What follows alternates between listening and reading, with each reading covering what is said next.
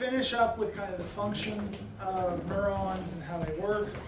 We'll end up doing a couple of diseases, and then we'll begin on the brain and the central nervous system information.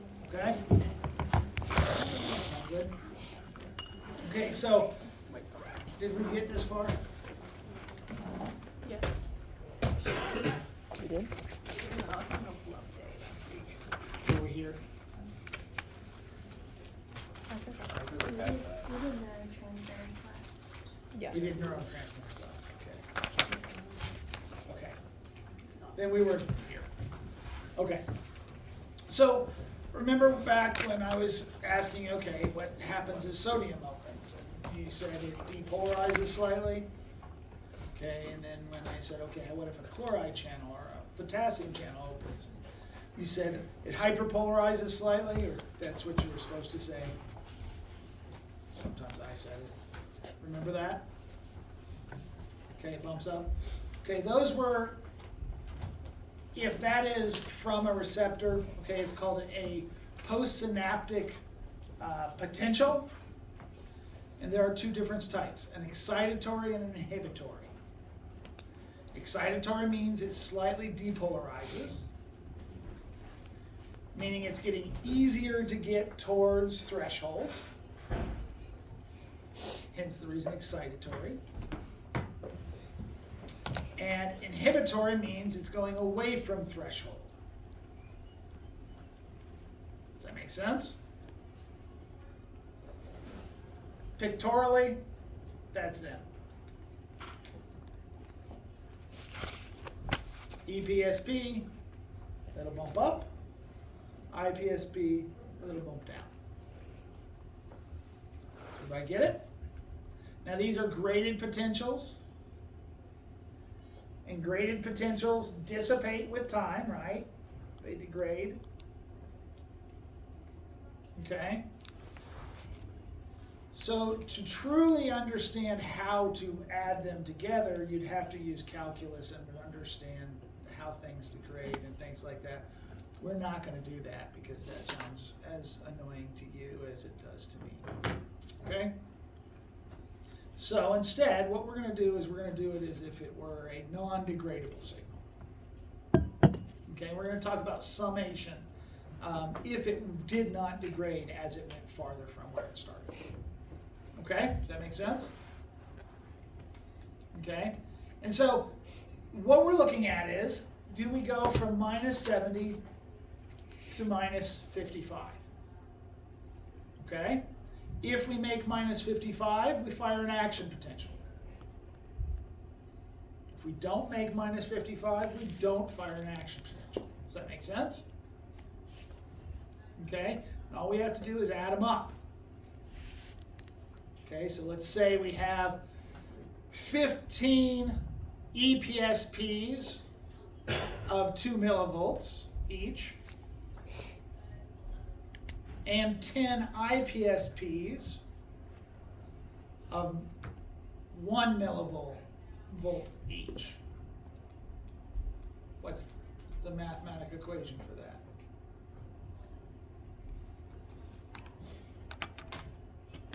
Times 2. Which would be? 30. 30 minus 10. minus 10, which would be 20, right? So now we have plus 20. We add 20 to minus 70. What do we get? Negative 50. Negative 50. Did we fire an action potential? Yes. That's it. It's as easy as it is. Okay? Does that make sense? Okay? And that's summation. Like I said, it's far more complex than that, but we'll do it on that level. Okay?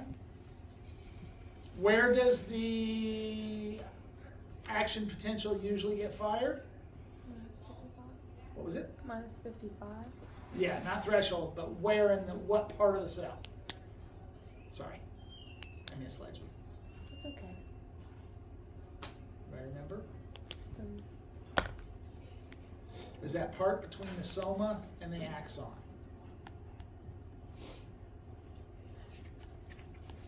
Anybody remember what it's called?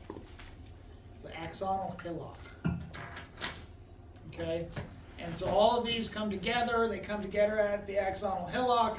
If there's enough to reach threshold, then we fire an action potentially.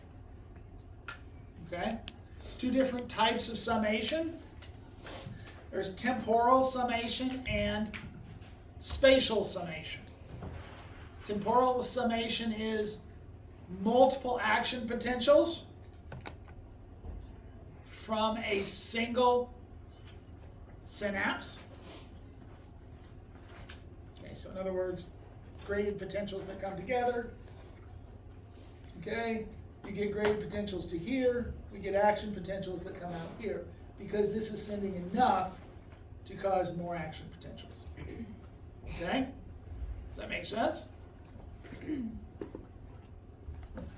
Or we could have spatial, where we have multiple different synapses that are each sending them. They get added up at the axonal hillock, and we get action potentials coming out. Does everybody get the idea?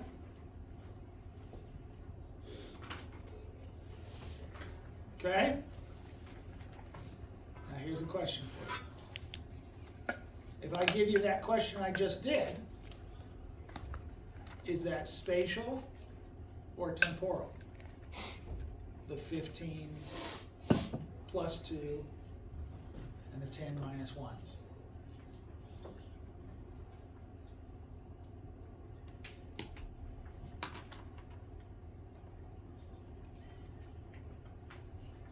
This is a logic problem.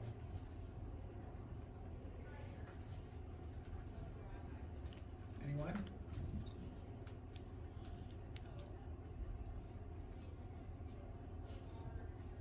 Well, we know it must at least be some spatial. I can't tell you if it's all spatial or whether it's spatial and temporal, but I know it must be at least some spatial. How do I know that?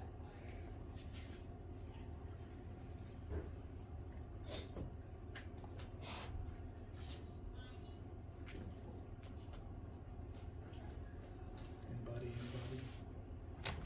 Bueller?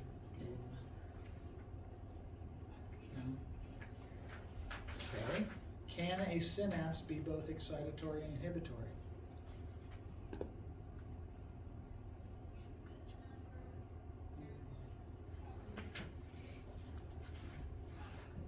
Anyone? I mean, it's a yes or no question. No, it can't. Because it's always going to be releasing the same neurotransmitter and have the same receptor, so you're going to get the same response. So you know you at least have one synapse that is excitatory and one synapse that is inhibitory. Does that make sense? So you know at least it is spatial. Can't tell you whether it's temporal or not, because that's nothing in the question leads you to know that answer. Does that make sense? Did you guys get that?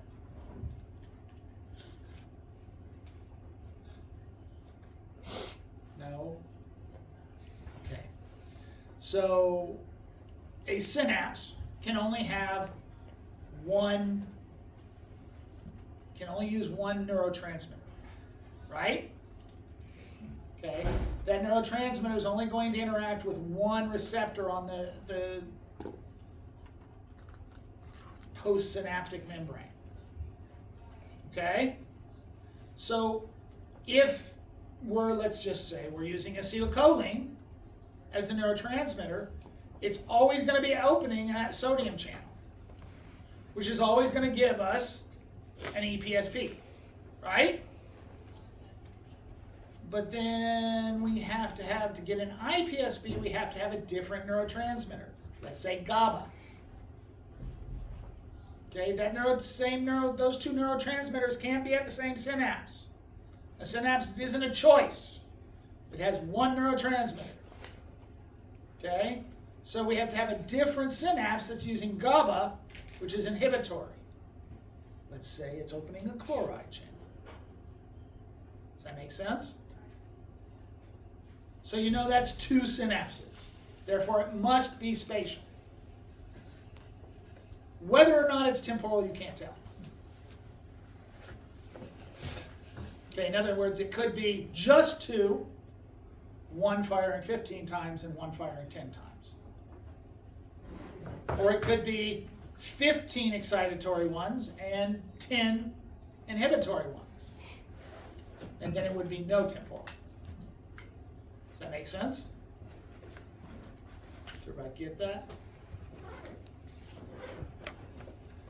Okay? Okay. Add them up. If you get to threshold, we fire an action potential. Right? Okay, so now what does it tell us? Well, the action potential gets to the brain. It says that a receptor went off. Turns out that basically you can think of this as a labeled line. In other words, your brain knows what receptor it came from because it's always the same line. Okay, and it knows what modality, stimulus, that receptor is responsible for. Does that make sense? So from that, it knows what's the stimulus. Okay? But that doesn't tell you how intense the stimulus is, right? It just tells you what the stimulus is. And every action potential is the same. So an action potential in and of itself, by itself, cannot tell you intensity. Right? So how do you know intensity? We've already talked about it. The question is, do you remember? How many action potentials? There you go, the slapping. See, it's conversation around. How many action potentials? Yes, you guys, all three of you, perfect. Okay? It's the number of action potentials and how close they are together that tells you intensity. Does that make sense? Whether that be in your ear and it be auditory volume, okay, whether that be in your eye and its brightness, whether that be on your skin and its actual intensity of the touch. Does that make sense? All of them are determined by how many action potentials. Let's make it. Your brain determines it by how many action potentials are sent. Everybody get that? Okay. There is also a difference in receptors. Okay. For example, when we do touch, there are multiple different types of receptors that respond to different amounts of pressure. Okay. We're not going to go hugely into them. Okay, mainly because there's a long list of them and it's not worth our time. But things like Meissner corpuscles, okay, will be more sensitive than free nerve endings. Okay, so intensity can be told not just by how many action potential, but by which ones are firing. Okay, does that make sense? Certain ones are going to be less sensitive than others. Okay?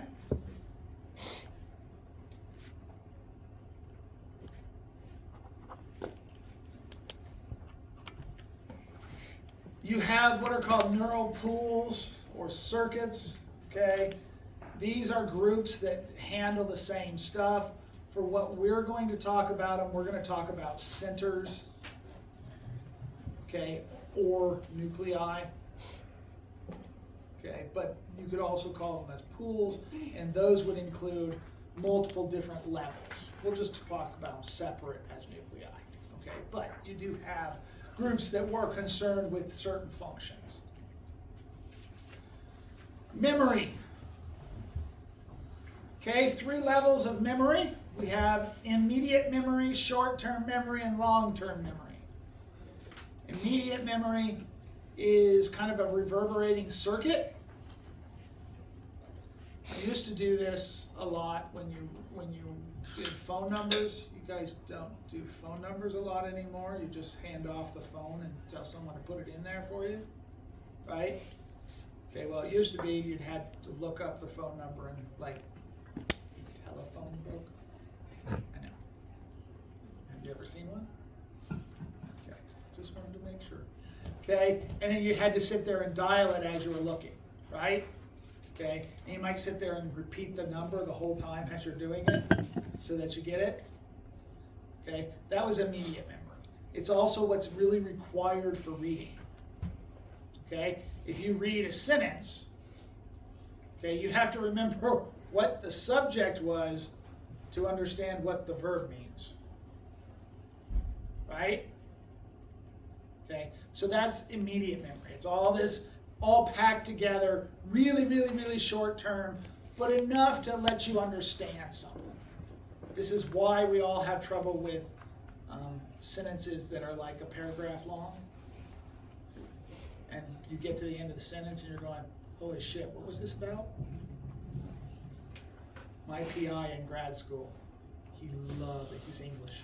That would be immediate memory. Short terms, anywhere from minutes to up to about an hour. Okay? You have a limited space. And then long term, you hope is for life. Right? Okay, how do you make a memory? Well, how do you, let's say, like I said, that's the right way to say it, though it's not what most people would say. How do you store a memory? Okay, it requires you to make new circuits. Okay, and that requires what's called synaptic plasticity, the ability to create new circuits.